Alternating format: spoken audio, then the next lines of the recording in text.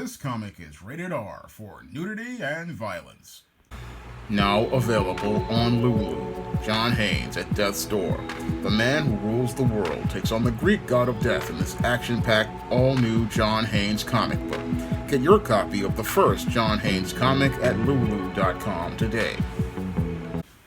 When we last left Sister Mercy in the 7th issue of her series, she was dealing with the consequences of disobeying God.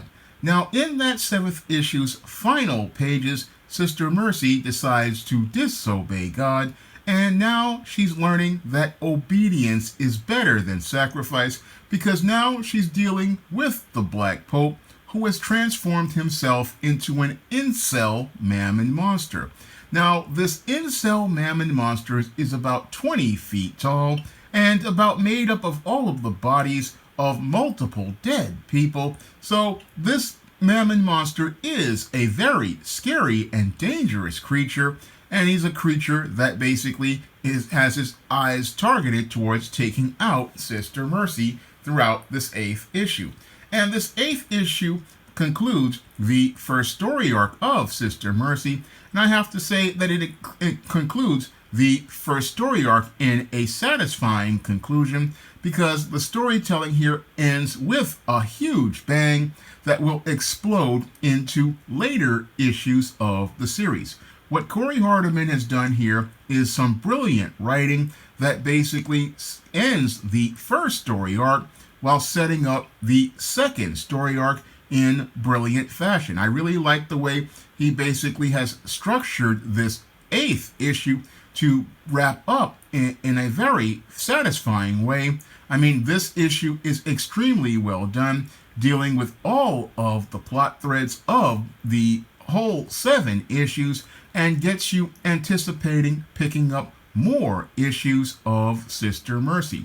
Now, I really would love to go out here and show you more of the comic, but sadly, this comic is rated R for nudity and violence, and sadly there's a lot of nudity in this comic. And because there is a lot of nudity in this comic, I really can't show much of this comic at all to you, and I can basically say this is about as far as I could go, because there's a lot of pages again that feature Whoopi Goldberg's daughter in the Au Naturel. And because it features Whoopi Goldberg's daughter participating in her sister act in her birthday suit, I can't really show much of this comic, but what's here is absolutely fantastic overall, as related to the well-crafted story by Corey Hardiman and the absolutely gorgeous art by Ricardo Silva.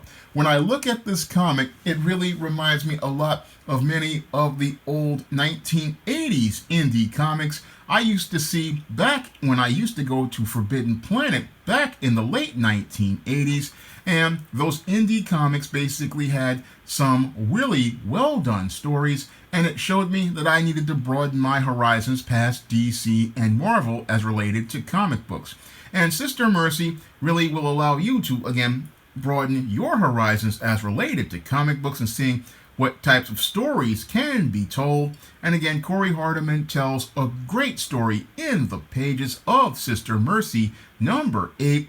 And number 8 is a great issue to wrap up a story arc, because that's where I basically wrapped up the story for the Isis series first story arc with All About the Goddess, and when I wrapped up the E-Steam storyline as related to E-Steam Ascension. Both of those books basically concluded the first story arc, and a good writer basically wraps up that story at the 8th issue so that the new readers can come in and start a new story arc, and that overreaching arc can show you how this character transforms over time. And we've really seen Sister Mercy really transform over time from being a sort of quiet and timid nun under the tutelage of her mother to becoming a more confident woman who is out to do the work of the Lord. So we've really seen the Sister Mercy character really grow and change over the course of these 8 issues,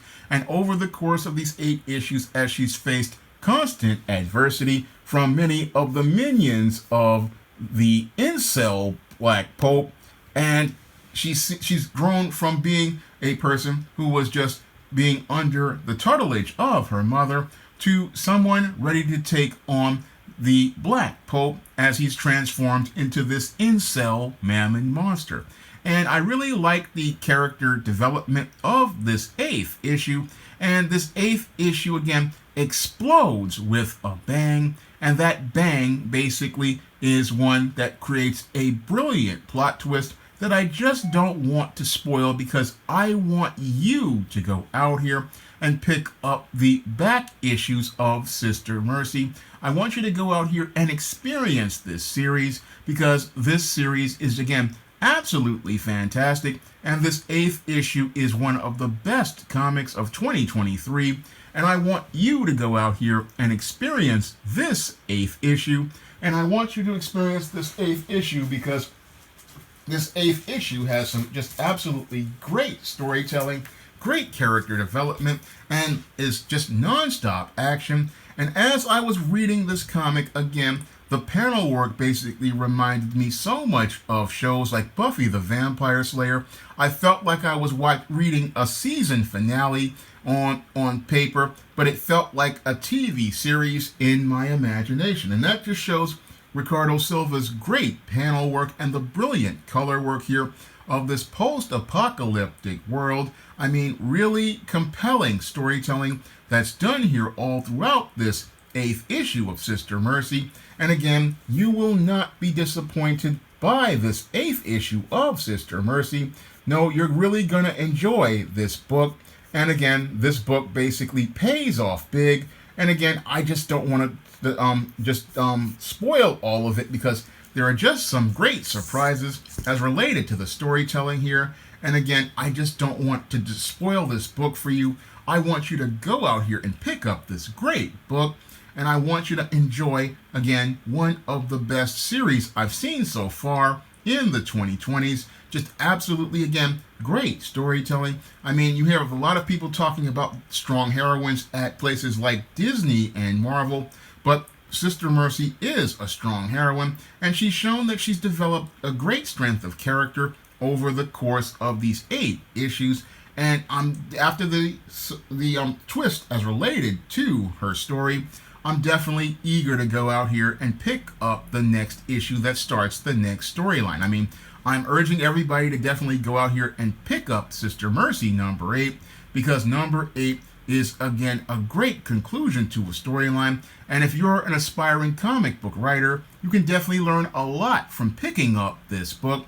And all the books in the series, you can learn a lot about the craft of storytelling as related to comic book writing, because the writing here is rock solid as related to the plot, related to the character development, related to the storytelling. And again, the visuals here are dark and haunting. And I just absolutely love this. I love Sister Mercy number 8.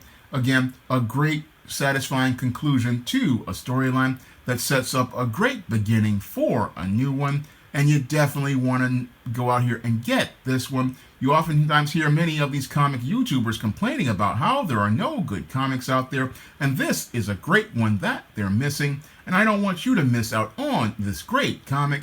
If you're a comic fan, you like horror movies, you like post-apocalyptic storylines, this is the comic for you. I highly recommend you get this book, because Sister Mercy, this book is just getting started, and I want you to get in on the ground floor of one of the best comic series to come out of the 2020s.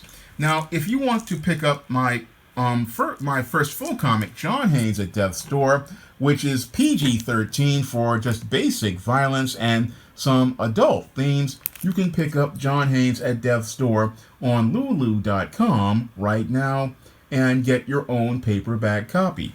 And if you want to pick up some of my action-packed fantasy fiction on the SJS Direct imprint, which features the characters of the SJS Direct universe in the ISIS series, the Eastine series, the John Haynes series, and other books like the Spinsterella trilogy or my vampire novel Eternal Night, you can find all of those books on Amazon.com in paperback and Kindle format. You can also find those books at other online booksellers like Smashwords, the iBookstore, and Google Play.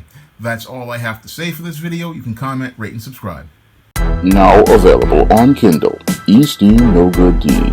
The Devil's Diva scares some stick-up kids straight in this action-packed E-Steam series comic. Get E-Steam No Good Deed on Kindle for 99 cents today. Now available in paperback and e-readers, John Haynes, 1987. Learn lessons about life and teenage love in the 1980s in this coming-of-age John Haynes story. Get your copy of John Haynes 1987 in paperback and e-readers at Amazon.com and online booksellers everywhere. Support Black-owned and Black-operated digital broadcast media. www.niceradionetwork.com. Nice Radio Network, broadcasting 24 hours a day, 7 days a week.